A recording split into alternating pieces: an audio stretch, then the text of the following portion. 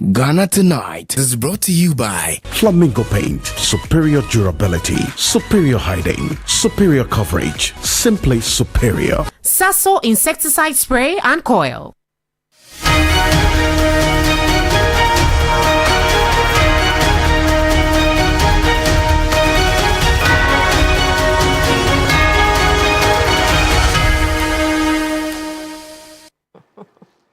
Good evening, you're welcome to Ghana Tonight. It's good to see you here on a Friday night.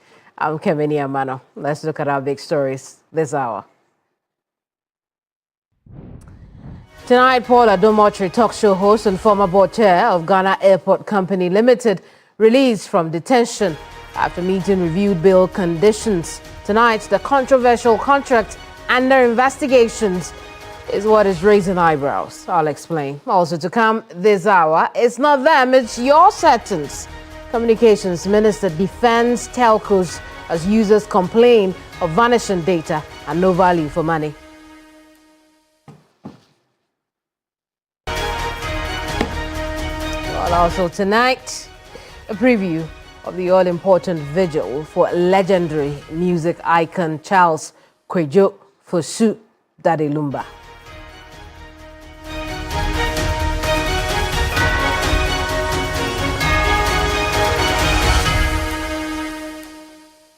Wherever you're watching us from, this is TV3. And if you're listening to us on the radio, it surely is 92.7 FM. Again, I'm Keminni Amanor. You may also be watching us from across the globe, 3news.com, facebook.com, YouTube, and x.com. If you'd like to be a part of the program with your thoughts, questions, or comments, use the hashtag Ghana Tonight.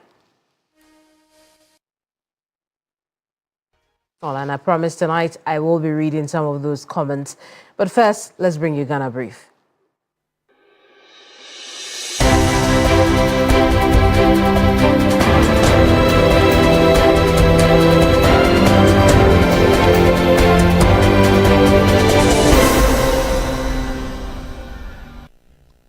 Former board chair of the Ghana Airports Company Limited, Paul Adom-Otchere, has been released from custody. This was after the Office of the Special Prosecutor revised his bail conditions. The updated bail terms secured by Jospon Group of companies acting as surety. Despite the bail agreement, the case remains under active investigation by the OSP with no final determination made at this time. The TV show host was detained overnight after his arrest in connection with ongoing investigation into a suspected corruption-related offense stemming from a revenue assurance contract.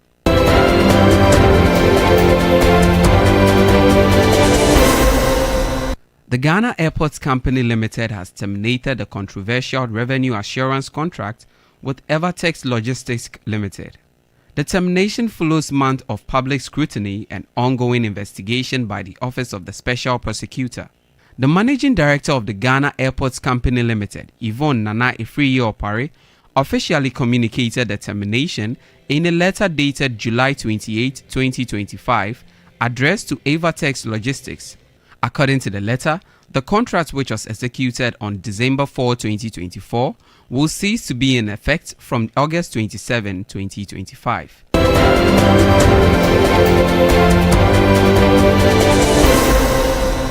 The Ghana National Association of Teachers, NAT, is calling for the establishment of more reform centers to address rising indiscipline among students. The association warns that growing acts of violence, such as students brandishing knives and attacking their peers, pose a serious threat to the country's educational system if left unchecked.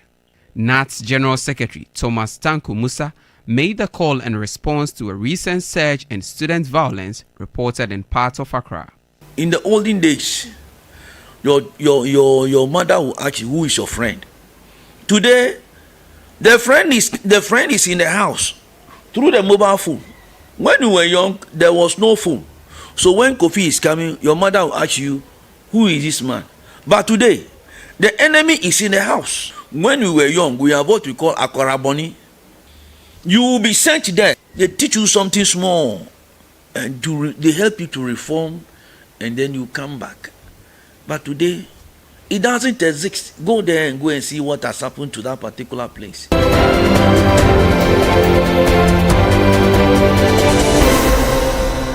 The government of Ghana has donated 40 metric tons of premium cocoa products to the people of Palestine as a gesture of solidarity and humanitarian support amid the ongoing crisis in Gaza.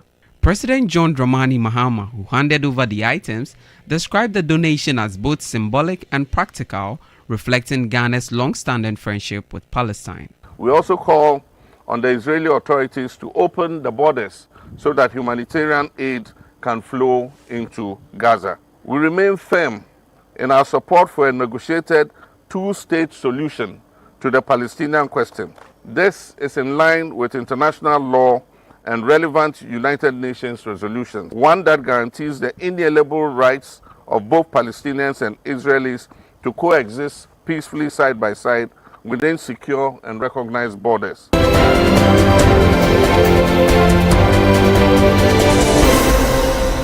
Parliament has approved a one-year transitional mining lease agreement between the government of Ghana and Aboso Goldfields Limited for gold mining operations at Damang in the Wassa West district of the Western region. The agreement, which is set to expire in April 2026, prohibits the company from any further extension or mortgage.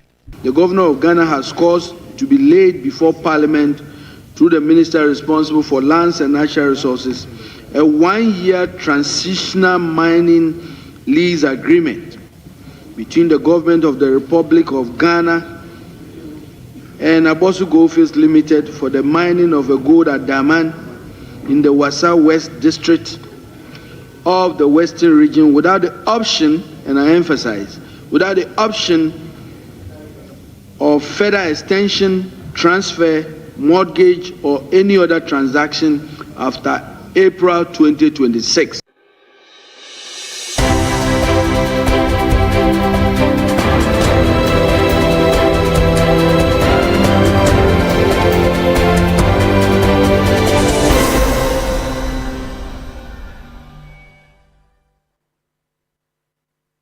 Well, Ghana Brief there for you if you just joined us.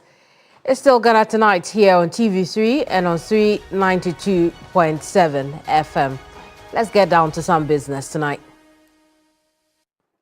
Paul Adom-Otchere is released from detention, but the story behind the OSP's interest in him is far from over.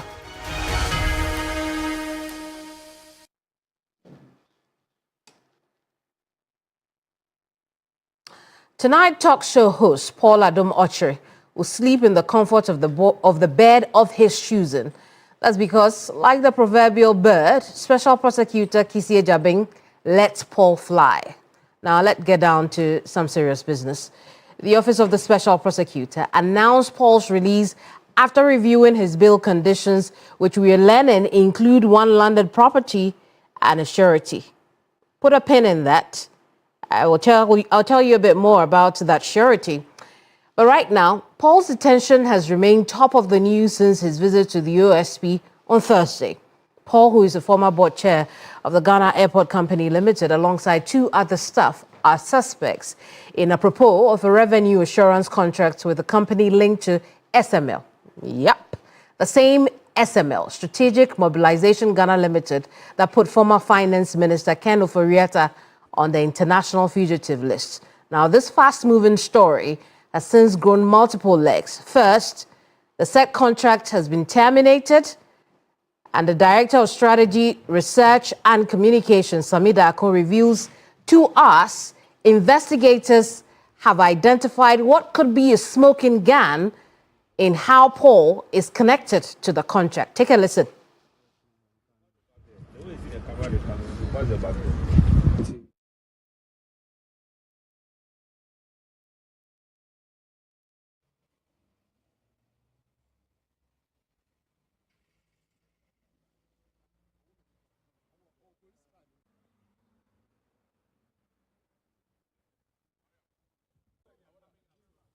Paul was in detention on Thursday at the invitation of the special prosecutor. He went there. He had an interaction with the special prosecutor, subsequently granted bail. bill that he could not meet. Remember, initially, it was two properties of no particular, landed properties of no particular value, a self-cognizance bill of sort. He was unable to meet that. Subsequent to that, he was detained at the OSP. The story that follows will tell you. But right now, let's take a listen to Samida, who told us earlier today that they have identified the link between the controversial contract and Paul Adom-Otchere. As far as the OSP is concerned, we have come across evidence that directly point to certain actions of Mr. Adom-Otchere as a board chairman that falls in line with the offenses that we are allowed to investigate. And that is what we are investigating. Okay. And I do not want us to draw so much into the details of it because, remember, he has been cautioned, and then Mr. Adom-Otchere will be placed before the court after the legal vacation. Okay. We've seen what the other investigative bodies do. They fix the terms of the bill, and if you don't meet the terms of the bill, they basically keep you. We are approaching the weekend. Is there a possibility that the office is open to reviewing the conditions that you have fixed, or if he does not meet it, you are simply going to take the position like the other investigative bodies to hold him until he meets the condition, or his lawyers take the step and go to court? I think the OSP is a law-abiding institution, and anything that the law allows us to do, we are going to do that. So what it means is that if Mr. Adom-Otchere is not able to meet the bill term, and after 48 hours, I'm sure that it's either he will be placed before the court, because the law says that after 48 hours, the person has to be put before the court so that the court can, if we want to say seek remand, we can do that. Or he himself can go to court and then try to vary the bail term. I think this is all within the context of law. But the point I want to make is that the OSP has not trampled on Mr. Adom-Otchere's rights. The OSP is a law enforcement agency that is into corruption and corruption-related matters. Finally, Sammy, beyond Paul Adom-Otchere and the named individuals, is the managing director a person of interest or a suspect in this investigation that is taking place?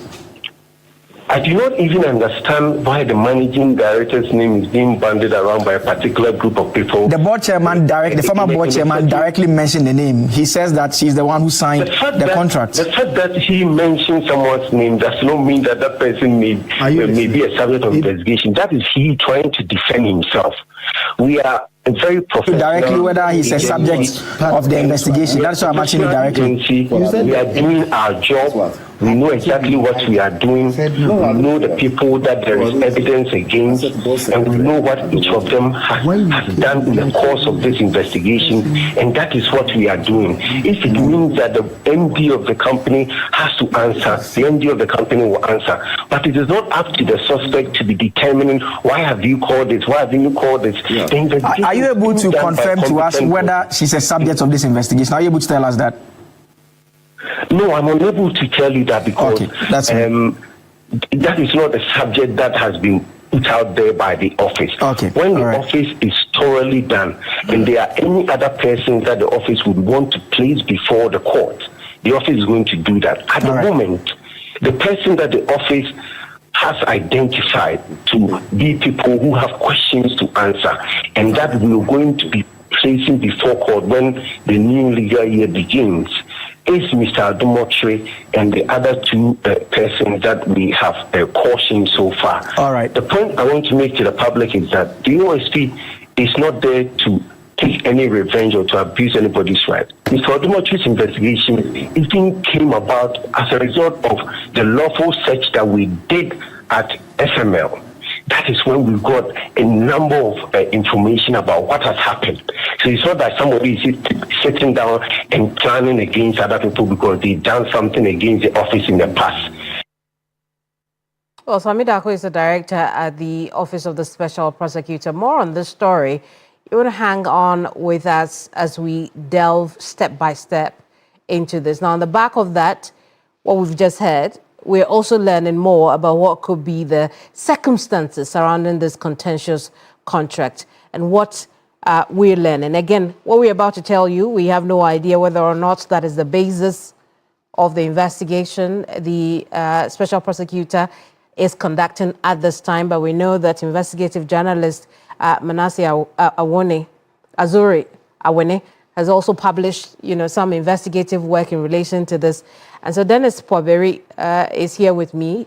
You've seen him many times. He's the producer of this fantastic show.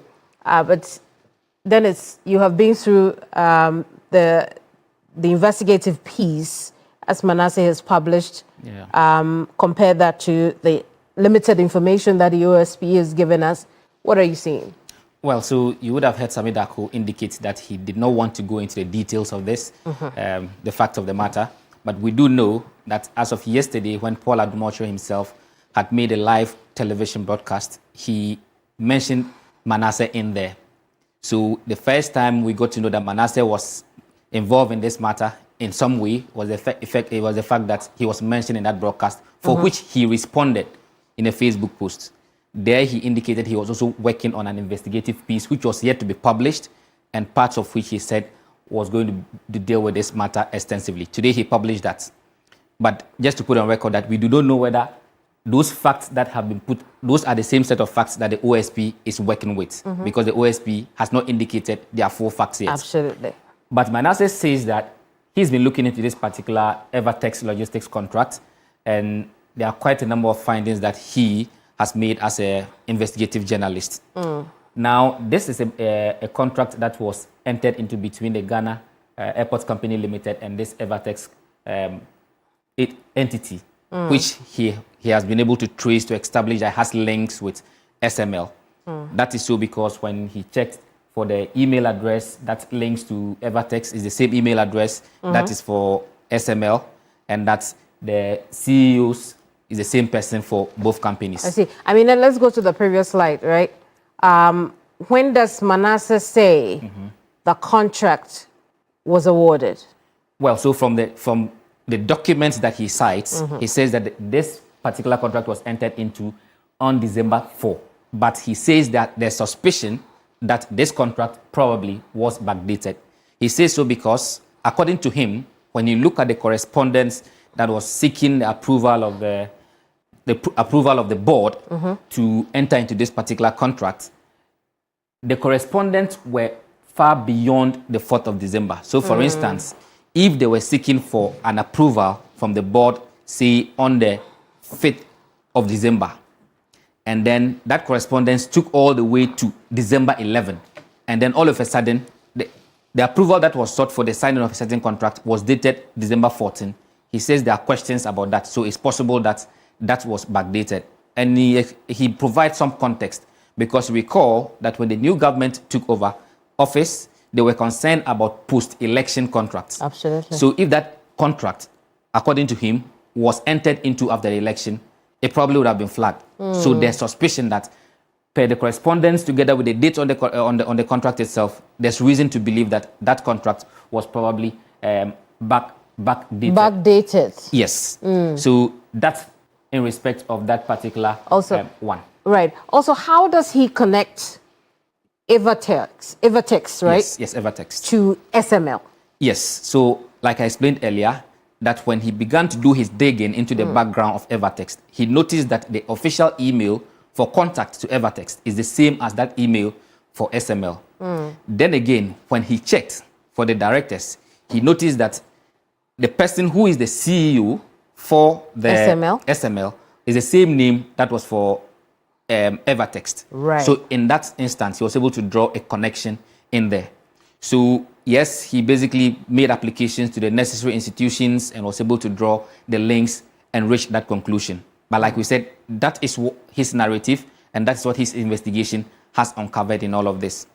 Now, even beyond that, like he puts it, that the issue is not even about the link between SML and then Evertex.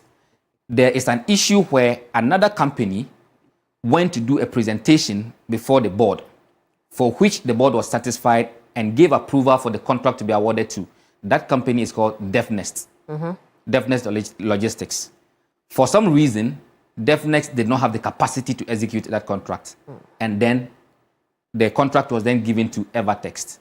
The circumstances under which the contract was given to Evertex, he questions, because it was basically a letter that was written from this private company to Ghana Airport Company Limited to say, okay, we don't have the capacity, award the contract to Evertext.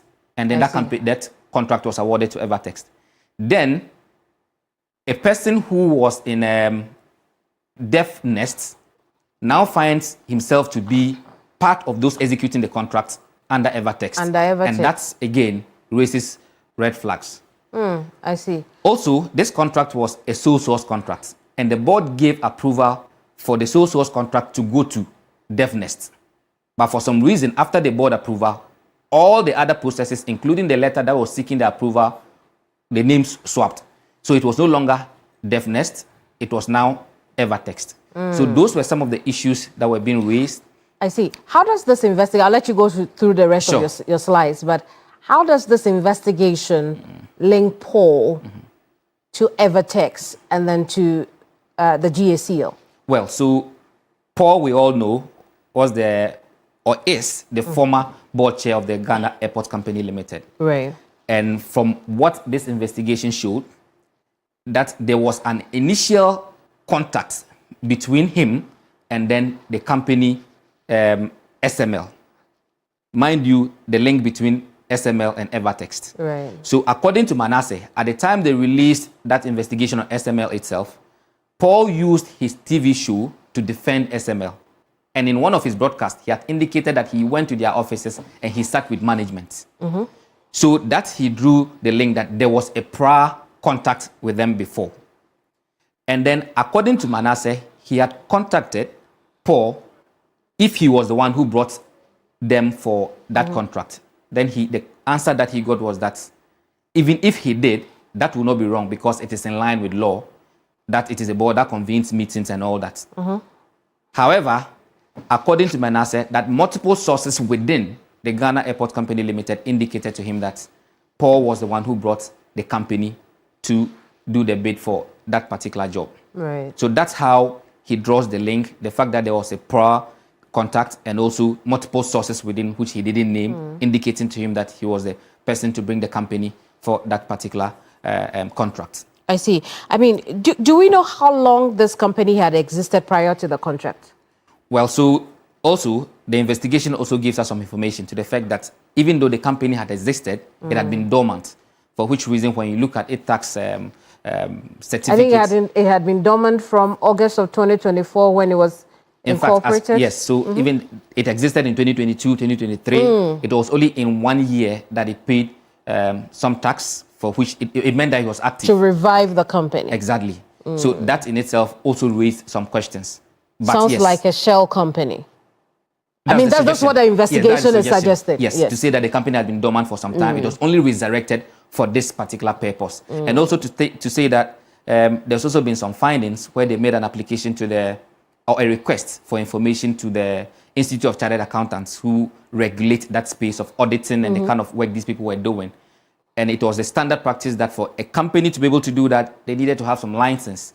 This license, they found that Evertext did not have, SML did not have. So they did not even qualify per that standard, at least per the Institute of Chartered Accountants in Ghana, to do that particular job. So that was also something that a red flag was raised on. I mean, speaking of qualifications, the report by Manasseh also indicates that at the time they were bidding for this contract, Evertext had only one employee. Yes.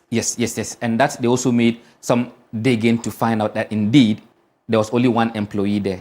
And what he finds curious is the fact that the Ghana Airport Company Limited itself has over 1,500 employees. Absolutely. He says that the department that could have done this audit in itself has about 9 employees. But the argument that was made for this contract was the fact that they could have been under declaration of some things, some revenue coming to them, for which reason they needed to keep their eyes on it for that revenue to be assured. So this one-man company said they could do the job. And in assuring us of that revenue, how much was Evertext going to make from that contract? Well, so that's another point. The question of whether they paid money or they didn't pay money. But he explained that typical of the SML kind of contracts that they do, which is revenue assurance, if you were selling and on the average you are able to get like say 10 cedis a day, I convince you that I can help you make more than 10 cedis because there are things you're not doing right. Then I say, okay, fair. I'll come and help you make more than 10 cedis. But if you make more than 10 cedis, the extra, I'll charge a percentage of it. So in this particular context, there was a revenue threshold for the Ghana Airport Company Limited. The contract was to the effect that if we make more than this revenue threshold, then it would mean that we will get some 16.5% of that particular one. But then he raises another question, that in reaching that threshold, there was an average that was taken to say that, okay, for 3 years, this is how much you have made. Let's sum it up, divide it by 3. What it means is that there are times that the threshold that was fixed, you can actually make more than that by default, even without anybody's intervention. So it could happen that there are times you will not work at all, but if the revenue is more than the threshold, you get your money. So that is the conversation. Yes, indeed, at least per this investigative piece, we haven't seen anywhere that Ghana Airport Company Limited paid money to anybody. Absolutely. But per the contract, yes. Evertex would have earned some $100 million per year over a 5-year period. And after the 5-year period, they stood a chance of having the contract renewed. The contract which is now terminated. So in this particular one, all they were going to get was its percentage of the excess that would have been made on the threshold. But it's not clear whether if that threshold is not met, what they would get. Whether or not But the contract is expressed that we'll get a part of the excess money. Right. And that's how the argument you hear people say no money was parted, for which reason nobody should have been held to account for it. But this is purely an investigative piece. We do not know how it connects to this ongoing investigation as to whether when the OSP eventually goes to court, this will be the set of facts that he rely on for his case that we do not know. And the Director for Strategy, Research and Communications has indicated that for now, they do not want to go into the facts of the matter or the details of the matter.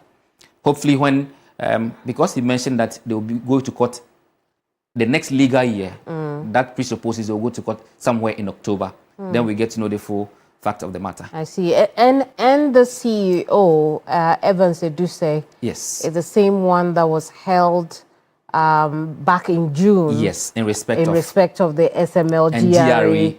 Precisely so. So that's where the link is when he talks about Evertex being an offshoot of SML and all that.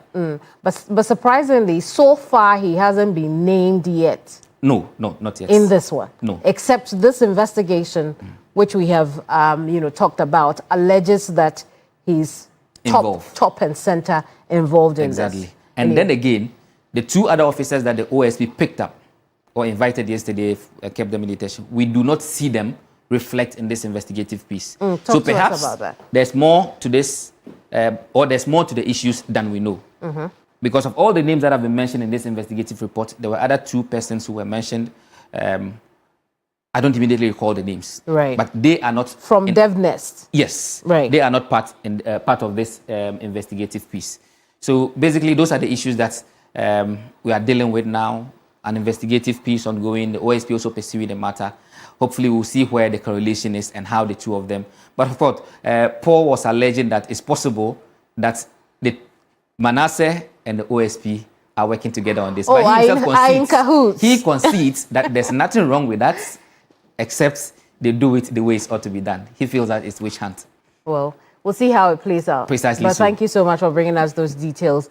I apologize. I didn't let you go through your slides. I mean, I think we've had a conversation, right? Yes. We talked about it. We talked about everything there is to know on that. But again, just back it up a little. On Thursday, Paul did not host his talk show because he was in detention after failing to meet requirements for a self-cognizance bail of 2 landed properties of no particular value. Today he's out, and joining us now is his lawyer, Nicholas Lenin Anane. Nicholas, good evening, and thank you so much for joining us here.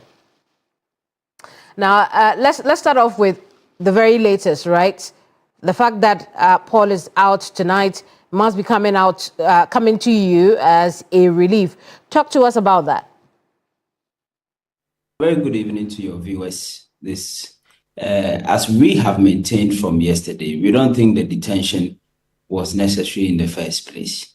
we think that if the OSP had worked with us as it did today, there would have been no need to keep Mr. Adom-Otchere overnight, because he's somebody who was willing to cooperate with them. And but for the unreasonable request that he produces 2 landed properties registered in his name, that detention will not have happened. And so it's a relief that he's out. But we take the view that it ought not have happened in the first place. How's Mr. Adom-Otchere tonight? Mr. Adom-Otchere, as usual, is in high spirits. I'm sure very soon you'll be hearing from him on these matters, as well as all others that we want to ask him about. I mean, as journalists, detentions every now and then are part of your occupational hazards, and especially in circumstances like this. But he is in high spirits. Well, I see. I mean, where is he now? Well, when they release you, you go to your house. So Mr. Adom-Otchere has gone home to see his family. He's gone home to his family. I see. Let's break it down. Some have reasoned if the bail conditions could be varied.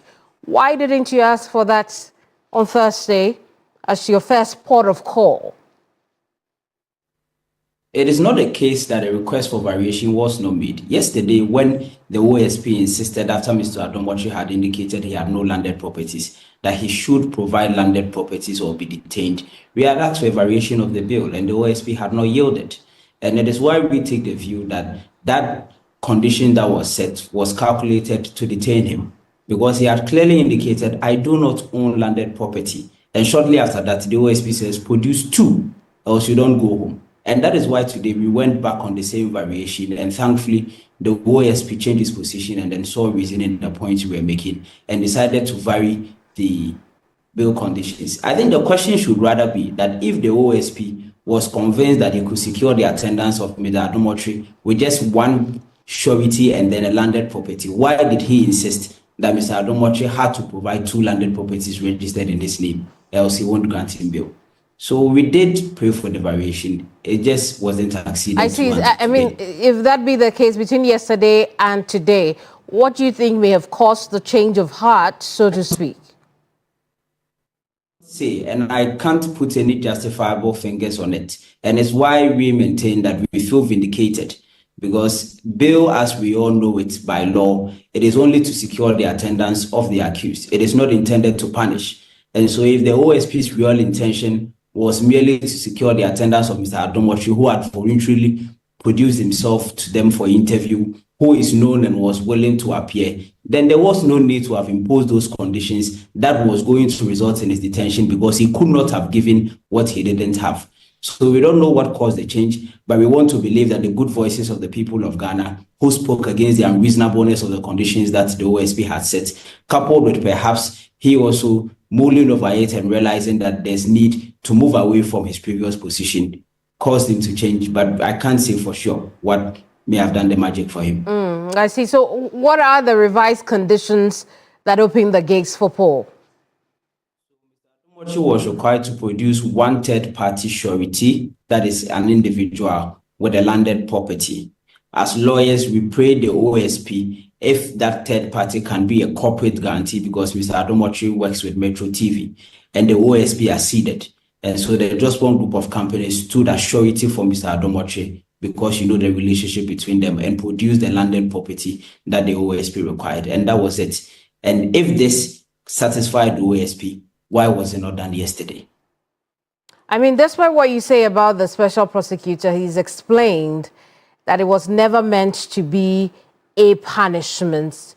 I want us to take a listen to him, and then I'll take your response on that briefly, because you've said that a few times, and so I want us to take a listen to him as he responds to those assertions, and then I'll take your thoughts on his own response. Receive any private sector help. If we do that, we have sold the office out. And then when it comes to foreign aid too, you have to be very careful in terms of what you are receiving and what you won't receive. I have said it plain, and the director of finance said, we won't receive cash from anyone. Our bill structure is this: depending on the nature of the case and depending on who you are, we will tie your bill to you. post your bill and go. So we will ask for landed property belonging to you. So you are in effect posting your own bill and going. We are in a much better state now than we were before I took this position 4 years ago. Now, right, so you heard him about bill and how it's not used as punishment. Lennon, your thoughts on that? But they say that when it quacks like a duck, when it walks like a duck, it must be a duck. And so it was not meant to be a punishment, yet it was insisted upon, even though the suspect had indicated, I do not own some. And again, if the OSP could change his mind and did not change his mind, I think I'll leave the public to make a decision whether that bail condition was intended to punish Mr. Adom-Otchere or not. Lennon, perhaps it's unbelievable that Mr. Adom-Otchere does not have landed property for his own bail. Is there justification for that disbelief? That cannot be justification for detaining him. As an investigative body, if a suspect says, I do not own landed property, and you believe otherwise, you get to work and do what you're supposed to do, investigation. But you don't say that I do not believe what you are saying, and so I set that as the precondition for your liberty so that you are compelled to produce it or you rot wherever I am taking you. That can clearly not be justified. An investigative body worth its salt would go investigate and come and prove otherwise, that the person says he doesn't own any, but we have found that he does own. But the circumstances of yesterday cannot justify the OSP's actions in insisting on it because it believed Mr. Paul Adom-Otchere. In any case, what was the basis for that misbelief? Because save thinking that Mr. Adom-Otchere does not own, the OSP neither provided any contra evidence to what Mr. Adom-Otchere was saying to show that we know you own this property or we own that property. So the disbelief could not have been any basis whatsoever for the detention yesterday. A little into the events of yesterday, how would you describe the circumstances around, the nature, the very nature of your meeting with the OSP and your client?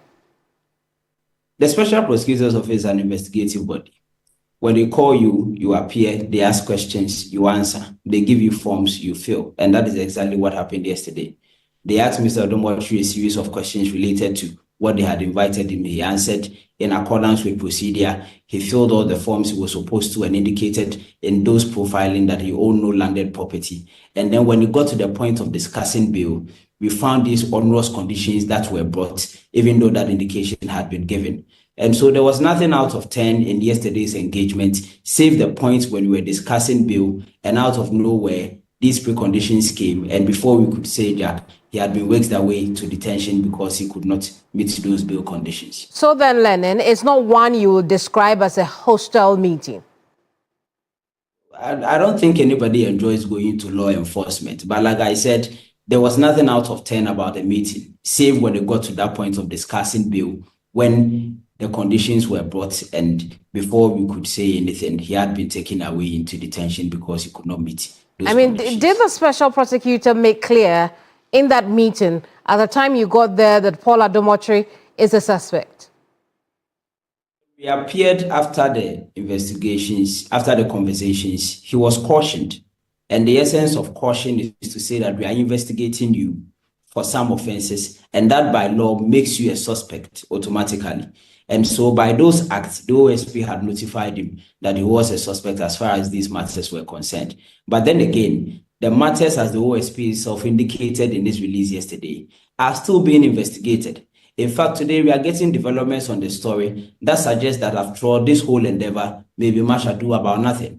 And so we wait to see what the outcome of that investigation is and whether the OSP would have sufficient basis to prove beyond reasonable doubt the accusations that it is leveling. In fact, as of now, Mr. Adom-Otchere has not been charged with any offense. And so we wait to see what the outcome of the OSP's investigations will be and whether they will form the basis of a charge or Mr. Adom-Otchere would be left to work without any charges being preferred. Right. And then when you say new information shows this is much ado about nothing, what is this new information you refer to? The news, as reported by most of your portals, indicates that the managing director has terminated the agreement and has confirmed that indeed no payments have been made to the said company under the contract. In any case, Mr. Adom-Otchere, from his own interviews before he went to meet the OSP, had indicated that even the effective days of these contracts postdated his tenure as board chairman, and so his role in it was very minimal. But again, by a criminal procedure in jurisprudence, it is the OSP who is alleged that a crime has been committed. He bears the burden of proving that crime beyond reasonable doubt, and so we wait to see the outcome of his investigations and what those investigations would yield. I see, Lennon. I mean, while it's correct that indeed the contract has been terminated, we also know that it is no determinant that the case holds no value or substance. And I mean, we have seen a few, anti-graft advocates talk about this in particular. Unfortunately, I'm so very, I'm very. I do not have enough time. That's what I mean to say. I do not have enough time to bring you some of those interviews. But I do want us to wrap up our conversation. As far as your engagement with the OSP is concerned, that's my very last question to you. As far as your engagements with the OSP is concerned, and by you, I mean your client, what are the next steps? Keminni have maintained that in our criminal jurisprudence, the person who alleges must prove. But I'm sure in the coming days, Mr. Adom-Otchere, as vocal as he is, will speak to these matters and then respond to all of these other matters that are coming up. So we should keep our fingers crossed and then wait for him.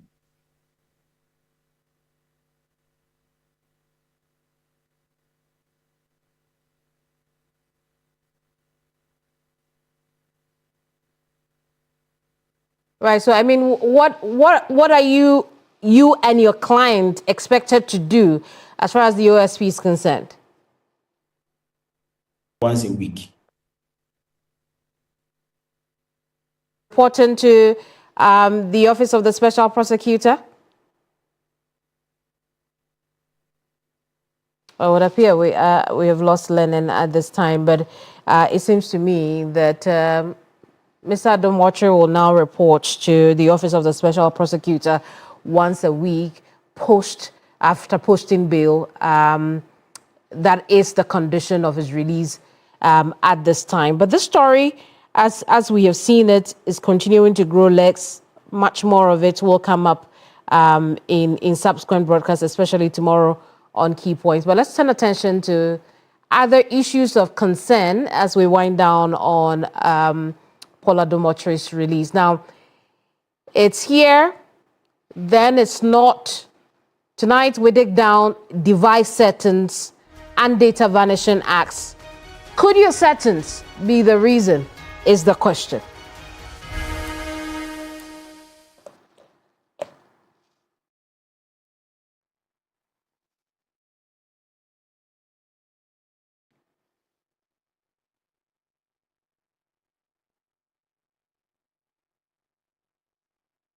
Well, now, listen, if you experience with data usage, it's similar to what a lot of other people in the public space are saying, then what we have just, or we will see soon, really, it's pretty much what everyone is talking about, isn't it? The fact that our data is pulling a Houdini on all of us. Now, the Minister for Communications, Digital Technology and Innovation says, if your data is pulling a Houdini on you, and by that I mean vanishing every time you reload, then it's your settings. So you should check your devices. Now, this is despite the increase in the value of data packages only recently. Now, I want us to take a listen to some people on the streets of Accra on how they feel about their data. Increase, but the rating which they reduce in there, that one hasn't increased at all. You get it? So there hasn't been much difference. Every time you buy 10 series, 5 series, within short time your unit is gone, your data is gone. You have to buy data. So if they've increased it, if they've reduced it, it will help us. It will encourage us to buy more. But I don't know. Maybe they may say they've reduced it, but reducing it, it will be in the amount. But the more data you get, maybe it will not be like that. It's a strategy maybe they may use. Normally buy data on just for me. This is 141. But formally, I can use it more than a day. But now with this, if I bought it would. Well, those are some voices from the streets of Accra. But before you fall off your seat, remember that some judge has been very consistent in his explanation for why your data pulls that Houdini on you, vanishing out of your devices anytime you reload. The minister is debunking any claims the telcos are taking back all the 10 to 15% increase in data value he announced about a month back, right? Today at the Accountability Series, he even shared a real-life experience. Take a listen.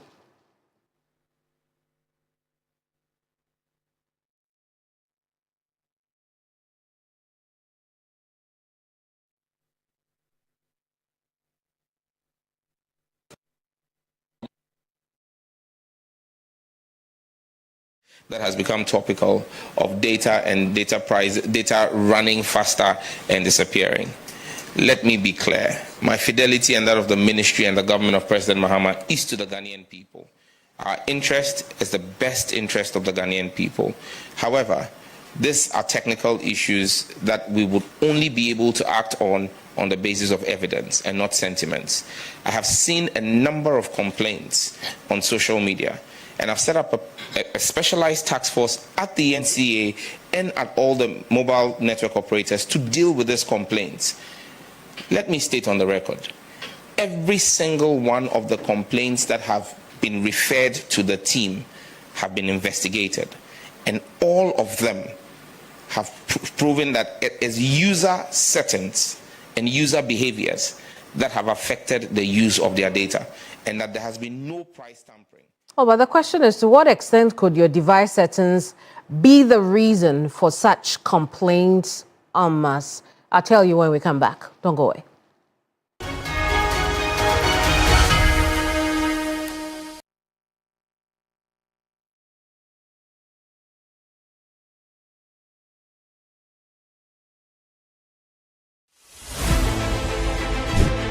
Reporting from the Takoradi Market Circle, from the heart of the Upper West Regional Capital, from the heart of the Ashanti Kingdom, reporting from Sunyani, from the Central Business District of Navrongo. The parliamentarians are on recess. This is where it all unfolds, the moments that potentially alters the course of our nation and the world. These are the individuals we recognize, the voices we amplify, who appears on screen and who contributes behind the scenes.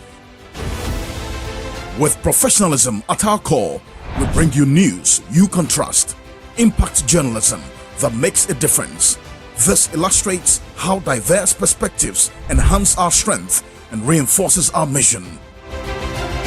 This is 3 News, leaders in breaking news, exclusive interviews, facts and analysis on TV, radio, online and digital.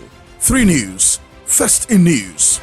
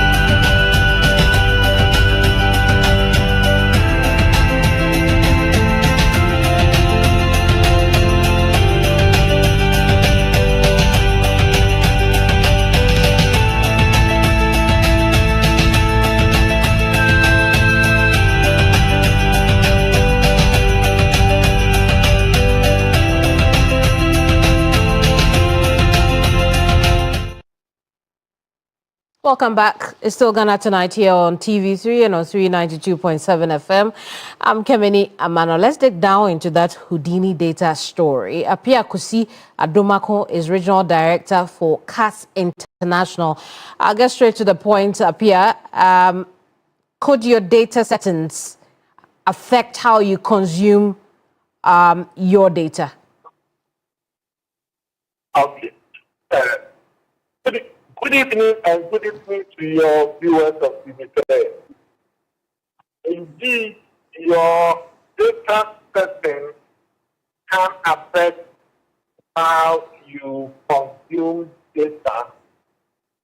But however, it becomes very concerning when you have majority of Ghanaians complaining within a short time that their data has been running faster than it should be. And so, what the minister said, that data setting, it is true that if you don't set your data settings well, and you have data running some apps running behind your phone. Very well. What we know to you, see that your data is running without you mandating it. But I see, but Apia, the point you make is, yes, it could be happening to individuals, but a mass complaint of this sort is concerning, which means that the solution then will not be check your device settings. What would be the action you'd expect that to take? Okay, so for me, I think that it is very premature for the minister or the NCA to just allude it into people's data settings. I think that they need to look into the whole system and see whether the data that consumers pay for is what is being consumed. Absolutely. Absolutely. I'm told that SCA has a system that is able to check these consumptions. And in this country, it's only NCA that has that particular data. Very well. I'm afraid I'm struggling to hear you, and for that reason would have to end our conversation. But I do hope that we can find a better platform to discuss this further. I'm forever grateful for your time tonight. Apia Kusi Adomako is with CAS International. I'll quickly spend the last few minutes of the show on that preview I promised you into the vigil for Charles Kojo-Fosu. We all love his music and know him as Daddy Lumba. Let's count down to that period. The vigil, we know that plans are already, the event's ground is already getting ready for the event tomorrow. But let's connect with Acting Executive Secretary for the Creative Arts Agency, Gideon Ayikwe. My understanding is we do not have him at this time. But let's do other things, because we know that earlier today, Team Media General represented at the home of Daddy Lumba. And I want to show you some of the things that happened quickly before we talk to Gideon. Now take a look at that. The delegation, comprising the General Manager for Onua Group, Stephen Shandorf, the General Manager, Shared Services, Makafu Imanyo, as well as some of the station's top presenters. Well, so there we are, shaking hands and expressing our condolences to the family of Daddy Lumba. They were there, devastated, obviously, by the loss of a family member. We too very devastated by the loss of the legendary music icon, Daddy Lumba. We had the opportunity to engage with the family, also signed the book of condolence, which you see General Manager 3 Group, Akofa Banson, do.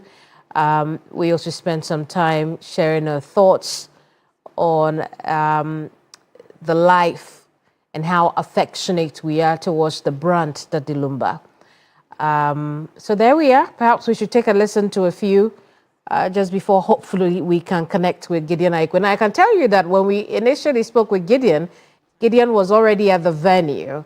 I think it's the Black Star Square, where the event is expected to take place tomorrow night. And plans are already far advanced, as the politicians like to say. We know that they're putting the place together for that vigil tomorrow, which will bring you here on TV3. But there you have it. Let's take a listen to some of the things that we said while we're there. Look at Giovanni signing that book of condolence. I would say my biggest regret, honestly, is my inability to have a proper sit down with Adom Lumba to tap into how he does it. I mean, we're living in a moment of abundance technologically. People get to tap into AI, current trends to write. Even then, if you look back at his first projects, 89, how he's able to pen all this together with the limited resources we had back then, can only tell you one thing. This guy was born to do it, was a legend, in no doubt. Even in the midst of limited documentation about his works, his transcends generations. And for me, it takes just a few crop of people in the world over to achieve this, and I think Lumba has done that. That what you just saw is our commitment here at Media General to ensure that we connect directly with our audiences and the people, the stakeholders in our industry, and that's what we've just done to express our condolence to Daddy Lumba's family. We'll continue to follow, his last time or the final rites of passage of Daddy Lumba. Gideon Aikwe is Executive Secretary for the Creative Arts Agency. Gideon, I know when we spoke to you earlier, you were already at the venue for the event. Talk to us about what tomorrow would look like.